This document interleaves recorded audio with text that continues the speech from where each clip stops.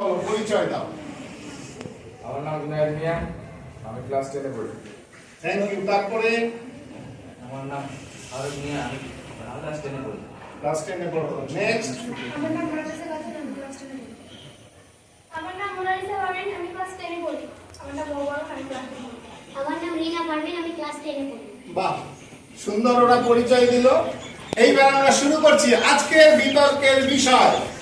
আজকের বিতর্কের বিষয় হচ্ছে সোশ্যাল মিডিয়া উপকার করার চাইতে আমাদের বিভ্রান্তি সৃষ্টিতে বেশি ভূমিকা পালন করছে। এই বিষয়ের উপরে আমাদের জুনায়েদদের তিনজন আছে, ওরা টিম এ, ওরা বলবে পক্ষে, আর বিপক্ষে বলবে আমাদের এই টিমটা।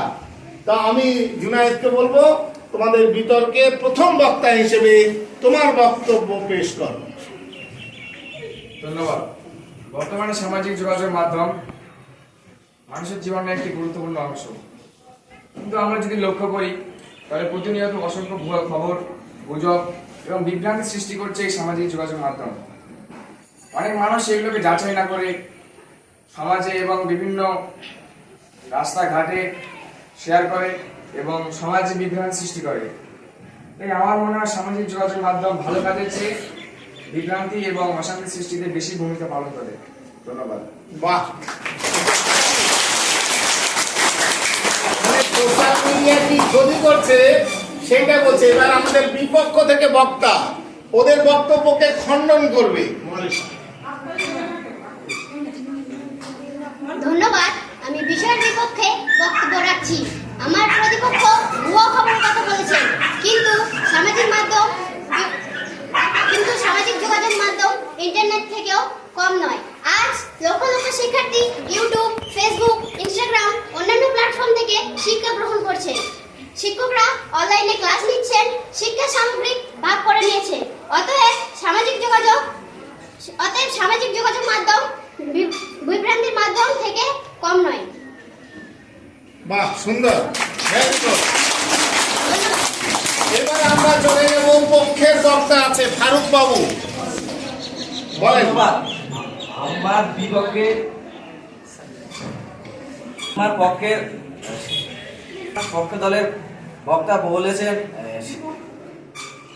বিপক্ষে দলের বক্তা বলেছেন শিক্ষা বাস্তব চিত্র কি। একজন শিক্ষার্থী পড়াশোনার ভিডিও যতক্ষণ দেখে তার চেয়ে অনেক বেশি সময় রিল, শর্ট ভিডিও এবং ফানি কন্টেন্ট দেখে সময় কাটায়। সামাজিক মাধ্যমে আজ আসক্তি একটি বড় সমস্যা। এর ফলে পড়াশোনা, কর্মজীবন এবং মানসিক স্বাস্থ্যের উপর নেতিবাচক প্রভাব পড়ছে। সুতরাং এর অপব্যবহারই বেশি দেখা যায়। ধন্যবাদ। বাহ, আরো দারুণ বলেছে। কি বলেছে যে আমরা যতটা পড়াশোনার কাজে ব্যবহার করি তার চাইতে রিলস বেশি দেখি, অন্যান্য শর্ট গুলো দেখি আমরা বেশি। খুব সুন্দর। আমরা এই খণ্ডন করবে এবার বিপক্ষ টিম থেকে। ধন্যবাদ। পক্ষান্তরে বক্তা আসক্তির কথা বলেছেন, কিন্তু কোন মাধ্যমের অপব্যবহার হলে তার জন্য মাধ্যমকে দোষ দেওয়া যায় না। একটু জোরে বলো, পেছন দিয়ে শুনতে পাবে, চিৎকার করে বলো। অসংখ্য ক্ষুদ্র ব্যবসায়ী সামাজিক যোগাযোগ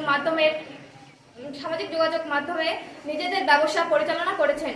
অনেক বেকার যুবক অনলাইন ব্যবসার মাধ্যমে স্বনির্ভর হয়েছেন।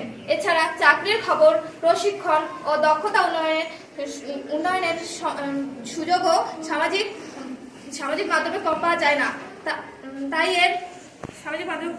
তাই এর উপকারিতাকে অস্বীকার করা যায় না। ধন্যবাদ। বাহ,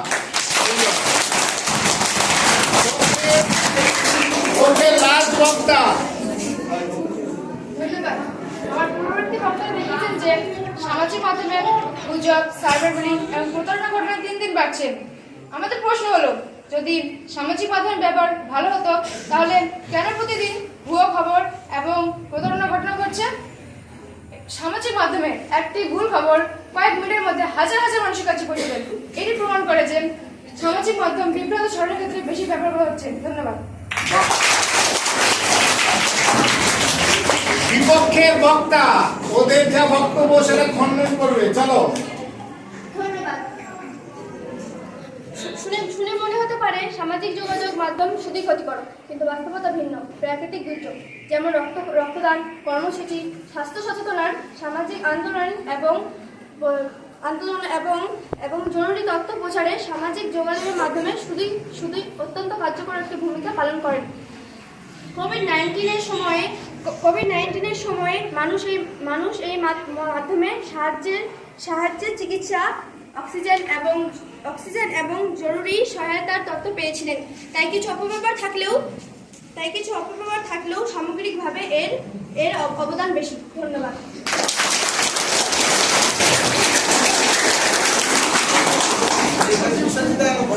হলো আমাদের, তোমরা বুঝতে পেরেছো যে সোশ্যাল মিডিয়া আমাদের উপকার করলেও সোশ্যাল মিডিয়া আমাদের অনেক ক্ষতিও করছে।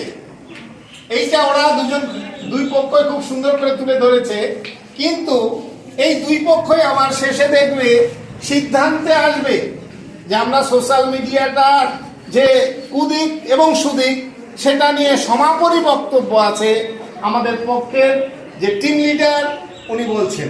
ধন্যবাদ। ভয়েস বাড়াও, লাস্ট শুনবি, ভয়েস বাড়াও। চলো। আমি পক্ষে সমাপনী বক্তা। সামাজিক যোগাযোগ মাধ্যম ভালো দিক অবশ্যই, কিন্তু প্রতিদিন হাজার ভুয়ো খবর এবং বিভ্রান্তির সৃষ্টিতে ভূমিকা অনেক গুরুত্বপূর্ণ। কেননা সামাজিক যোগাযোগ মাধ্যম এতটাই দ্রুত যে কয়েক সেকেন্ডের মধ্যে সারা বিশ্বে গুজব, ভুয়ো খবর সমস্ত দিকে ছড়িয়ে পড়ে এবং ফলে মানুষের বিভ্রান্তি সৃষ্টি হয়, সমাজে কুসংস্কার এবং বিভিন্ন দিকে মানুষ সমস্যার সম্মুখীন হতে হয়। তাই আমার বিবেক ও বিবেচনা অনুযায়ী মনে হচ্ছে সামাজিক যোগাযোগ মাধ্যম ভালো কাজের চেয়ে অশান্তি এবং বিভ্রান্তি সৃষ্টিতে গুরুত্বপূর্ণ ভূমিকা পালন করে। ধন্যবাদ। আমরা এবার চলে যাব সমাপনী বক্তব্য। আমাদের বিপক্ষ টিম থেকে কি বলছে ভালো করে শোনো, তারপর এখান থেকে বক্তব্যের পরেই তোমাদের ভোটাভুটি হবে। তোমরা ভোট দেবে হাত তুলে যে পক্ষ জিতলো না বিপক্ষ জিতলো। আর আমি মাস্টারমশাইদের বলবো, বক্তা হিসেবে, প্রেজেন্টেশন হিসেবে এই 6 জনের মধ্যে আপনাদের 3 জন বাঁচতে হবে। তাই অমরজিৎ দা, রীতা দি, আপনারা একটু মঞ্চে এখানে আসুন, আপনারা কিন্তু এটা করে দেবেন। আমরা এর পরবর্তীকালে আমাদের যে অনুষ্ঠান হবে সেই অনুষ্ঠানে আমরা প্রাইজ দেব। আজকের যারা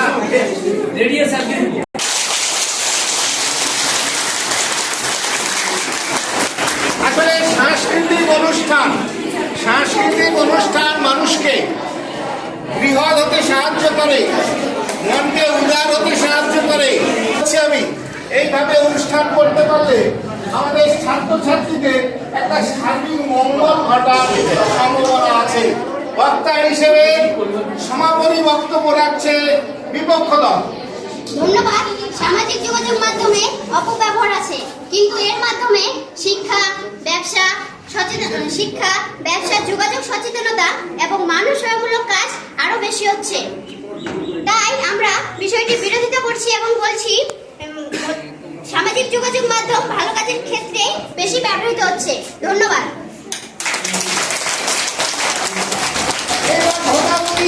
চলো, রেডি, হাত তুলে বলতে হবে। প্রথমে আমরা বিপক্ষের ভোট নিচ্ছি, বিপক্ষের আর মানে পক্ষ আর বিপক্ষ। আমি বিপক্ষের কথা বলবো, বিপক্ষের বক্তব্য যদি ভালো লেগে থাকে হাত তুলবে, সেটা আমরা মাস্টারমশাইয়ের সংখ্যা। হ্যাঁ, যদি তোমরা কেউ বিপক্ষে হাত তোলো তাহলে কিন্তু পক্ষে আবার তুলবে না, এরকম না। বিপক্ষে যারা তোমরা বলছো সুন্দর হয়েছে হাত তোলো, বিপক্ষ সুন্দর হয়েছে হাত তোলো, যাদের মেয়েদের পক্ষ ভালো লেগেছে। আচ্ছা, হাত নামাও। এবার পক্ষে কারা কারা আছো হাত তোলো।